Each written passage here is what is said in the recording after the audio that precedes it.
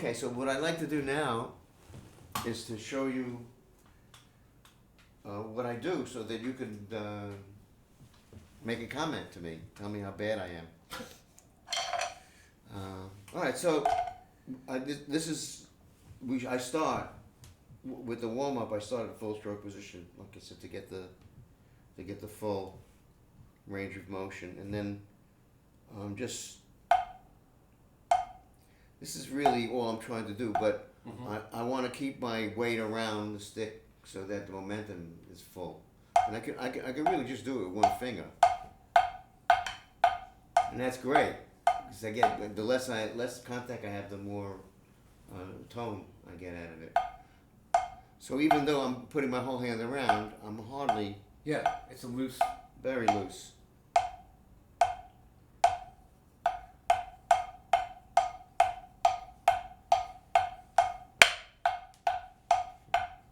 And all I'm trying to do is to get a perfect circle with my fulcrum, or the center point of the stick, the balance point of the stick being the axis point of the rotation. So I'm seeing two circles. I'm trying to not use anything but my wrists. My hands are completely limp. Even when I'm playing loud. Still not, so the idea is to be able to move that quickly and not tense your hands up. Keep your hands completely limp and using a lot of energy from your wrists and arms. Yeah. And also, I'm trying. I used to play this way. I used to thought the acceleration gives you power. So when I would play slow, I would try to use as much linear speed as I could. All that did is wear me out. Because every stroke I was using the full amount of energy I could possibly use to make every stroke, trying to make my wrist move quicker. What I found is that you have to do the opposite. Now I'm playing as slow as I can. So two things happen. There's two motions. There's a separated motion, where I'm catching and stopping. As I accelerate, I get to the point where it'll go, I'm not catching it. You can see this on the left hand, if you look at my fingers. It happens on the right hand too, but this is very obvious. When I throw the stroke, the fingers come down and I catch it back up. Yeah.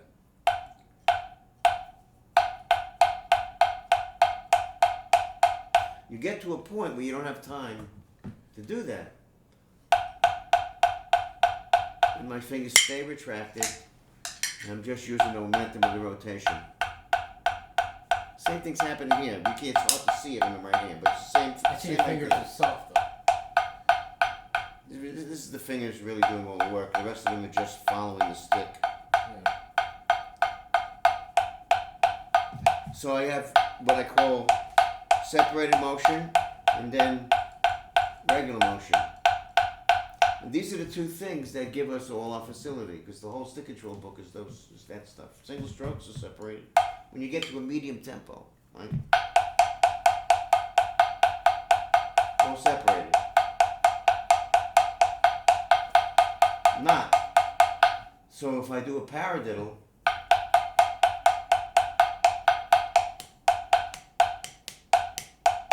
so I'm using a combination of those two.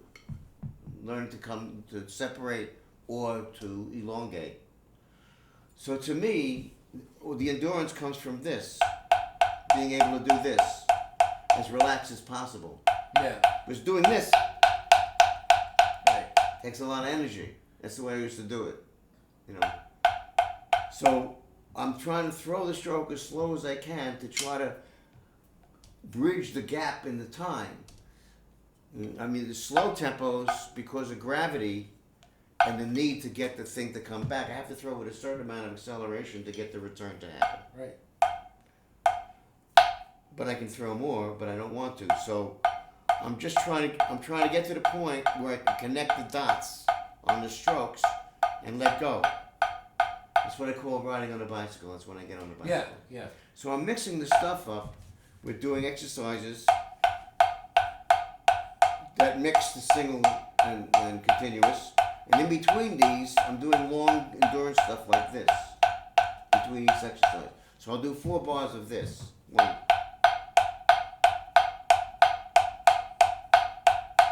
3, 4. And I'll do the same amount of time. And then this is the endurance.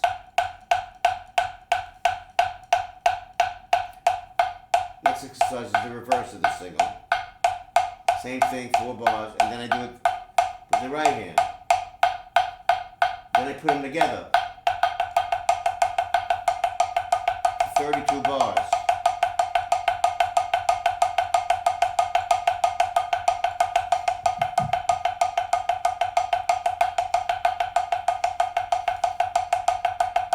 That's 16. Right, so there's 32 bars of 4-bar exercise, 4-bar band, 4-bar exercise, 4-bar band. And then I do the same amount of time on an endurance single stroke. And then I bring it up 4 strokes per minute on a metronome. I go from 80 to 84, and I do the same thing. Then I go to 88, I do the same thing. And I end up with a long single stroke roll like that. To where at one point I'm getting to this.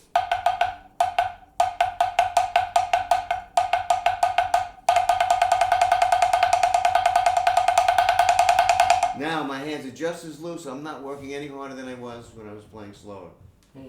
I'll show you. I'll do a slower accelerando, so you'll see the what happens over the acceleration. Also notice how smooth my stroke is. I'm using very little energy, but I can still control it. So the idea is to stay in this state as I'm getting faster.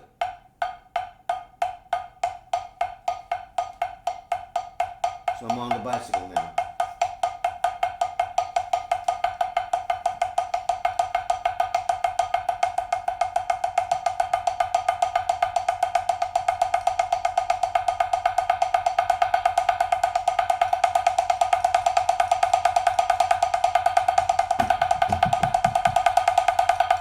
I can do this for a long time.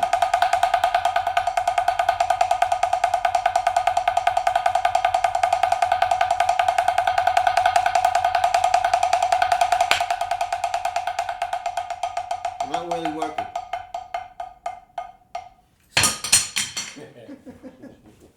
No. So I'm trying to get as a perfect a rotation as I can, with as much isolation as I can, and get perfect circles, and keeping my weight in the middle of the turn. It's like a tornado. When you're in the eye, a tornado is a rotation. It's a weather rotation. Mm-hmm. It's the same thing. When you're standing in the middle of the tornado, it's calm as can be. The further away you get from the eye, the more turbulent it gets. Same thing. The more in the center I can keep my weight into the center of the rotation and the center of the balance of the stick and balance my hand. If I get away from that, then this is uneven in balance. So the stroke is uneven. The inertia changes depending on the position. This, I have equal inertia through the whole stroke. That's why my stroke is so smooth. And no resistance. Okay. So my whole thing is about containing my weight. I'm not spreading my weight out. When I'm playing fast, I'm trying to get small. It's like an ice skater when they're doing a spin, put their arms out. Mm-hmm. It's called conservation of momentum, circular momentum. When they pull their arms in, they get faster. Mm-hmm. Because the mass creating less inertia when it pulls into the center. Mm-hmm. It's the same thing. So that's what I'm trying to do with my hands. I'm trying to get my weight, mass of my hands as small as possible around the center.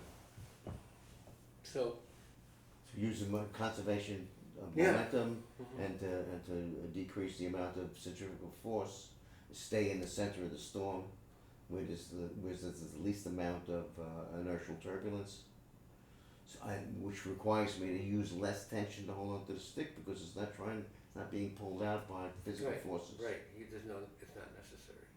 So I can totally get limp as long as I stay in the balance point. I can get totally limp with my hands and not lose the stick. And just concentrate on moving my wrist. So how does the motion look? I mean, am I doing anything that gonna? I have nothing to say about the things that you've discovered from your arms down, but It's the rest of my body that's fucked up. Yeah. Right? Excuse well, I me. wouldn't say that. But I would say do the same thing and change. But I mean, I could do this. But No problem doing this.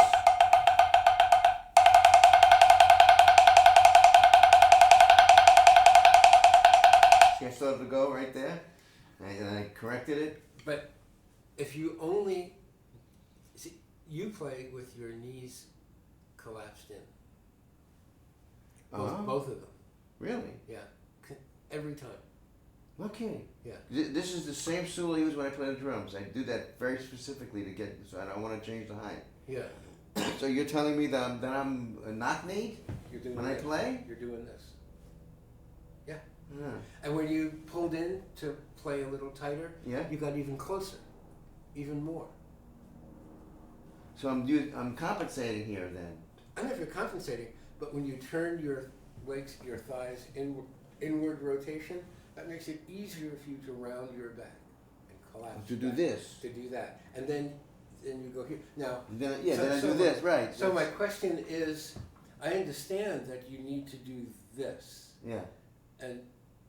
but the interplay should be between this pushing out, not just a straight line. So just wherever you're comfortable, and then balance on your sit bones, and then play an accelerando without losing that. Without moving any of this.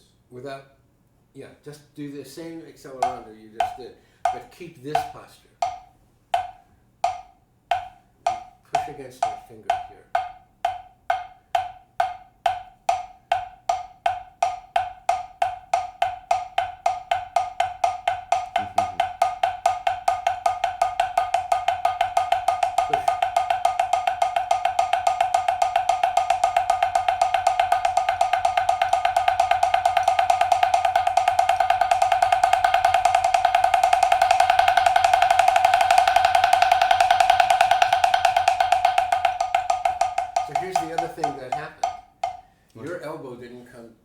This midline once. Really? Because I always have a problem with pulling this in. Because this is going this So way. this is causing me to do this? They come to it's they're they're well sympathetic. They're well known to each other. Yeah, they've been hanging out a long time. So what you're telling me is that if I could get my leg straight, it'll straighten out my elbow? I think it's a factor. A factor. Part of it. The other was that instead of, like when you go back here, all the non-contractile connective tissue, it's like leaning, it's like sitting.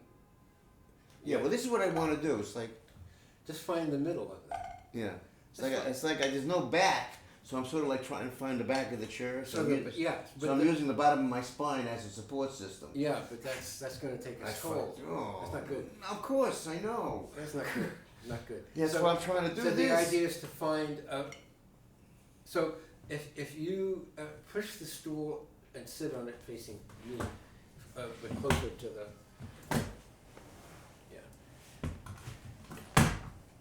and I would like you to make a pelvic circle, but I want this not to move, but not to move here. So in other words, this can make What do you think, I'm a dancer? This can make a small. This can make a small circle. You remember the old drills? Mm-hmm. Right. And you see what your knees are doing. Yeah, it's following the circle. I want you to press into your feet. No, down on the ground. I want your middle toe to go in line with your upper thigh. Mm-hmm. Both sides. So like about 100 degrees at the knee. And I want you to press downward with your muscles. And now make the circle. It's easier. It's also easier to control my knees then. I would actually like to see a circle. I'm not doing a circle? No. Well, what do you know? Yeah. So you make a circle, but there's all kinds of extreme. Well, yeah, I'm pulling everything with it. Yeah. I have no isolation. You don't need isolation. You just have to cook it the way the executive chef wants it. So you would practice that you would make a downward pressure, and that between your shoulder blades, your clavicles, there's a point. That point should be vertical above your pubic bone. So if your pubic bone's looking up, it sees the bottom of your left index finger, always in range. The left index finger, however, can do this, but not that. So you would have, better already. And then push out a little bit and down, but stay up vertical and breathe. I'll breathe, yeah, I forgot to breathe. So you have an arch portion where your whole spine arches to the front. You have a side bending portion, and then you have a curling portion. Oh, I see, and yeah. a side bending. See, I need more dance classes. Yep. Now that you've explained the entire motion, I understand it. And now let your head and neck just be soft, and just so that you want the plane of the shoulders to be constantly. So you don't want rotation up here. Right, yeah. You want it Down here, there. yeah, I understand. This is simply staying in this plane there. Okay.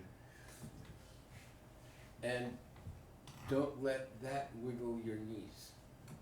So your knees have to stay kneecap over middle toe and pressing heel to toe down and breathe.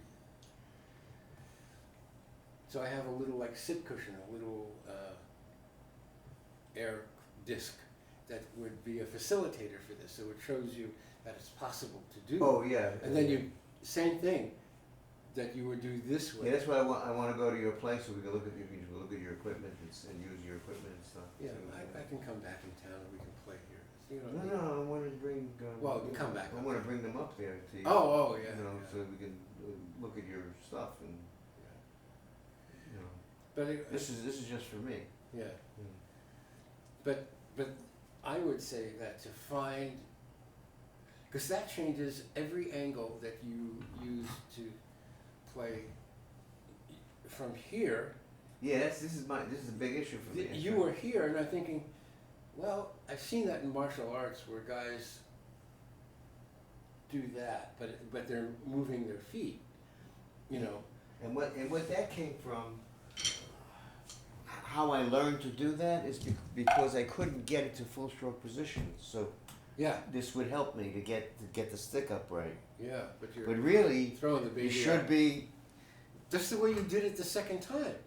You were loose out here, just in mid shoulder range. Yeah, but this is really the position.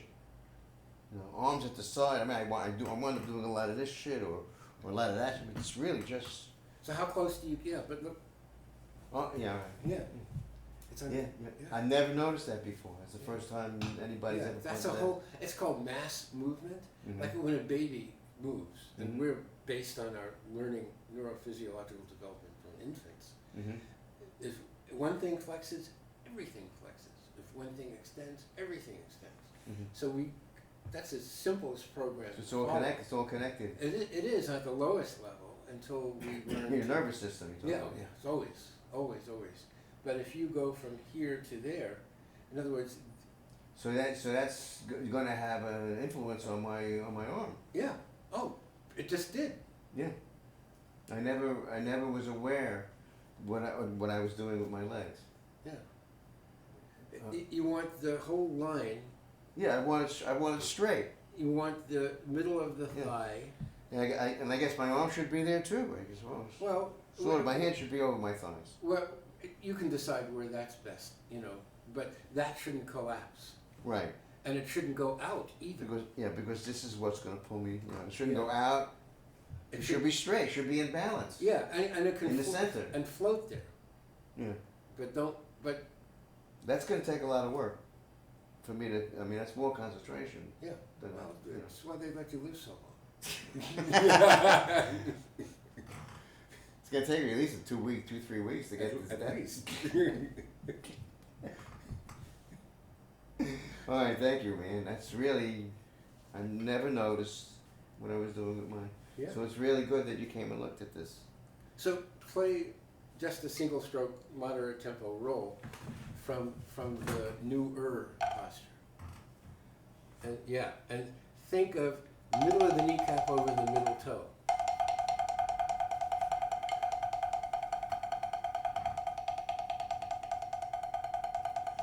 Yeah, I like that. I think that looks great. See, I can do this. Yeah. It's not that I'm physically incapable of being correct. I'm mentally incapable of being Well, correct. get in line. Yeah.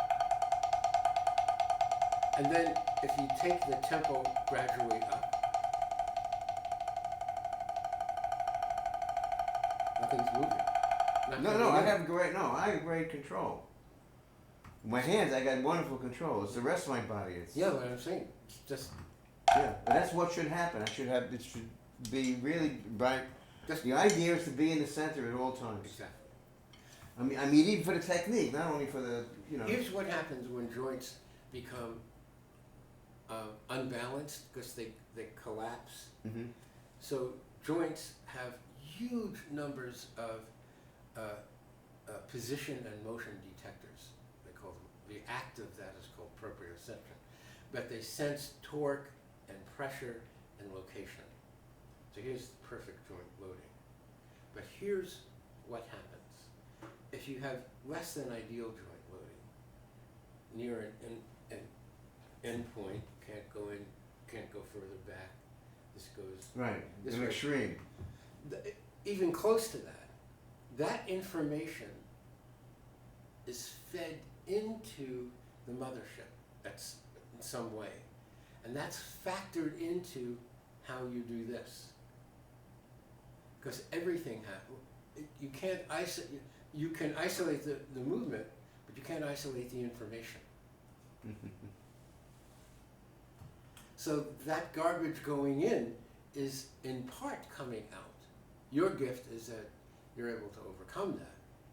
But I would suggest that if your joints are freer and more relaxed, because Yes. they're not being forced into an endpoint by collapsing. Yes, that's what I'm doing. I'm collapsing. You're collapsing. Yeah. So that changes all the neural background against which this occurs. Mhm. That's the value of being in a middle range. So that the less effort of the whole critter is factored into the less effort at the business end.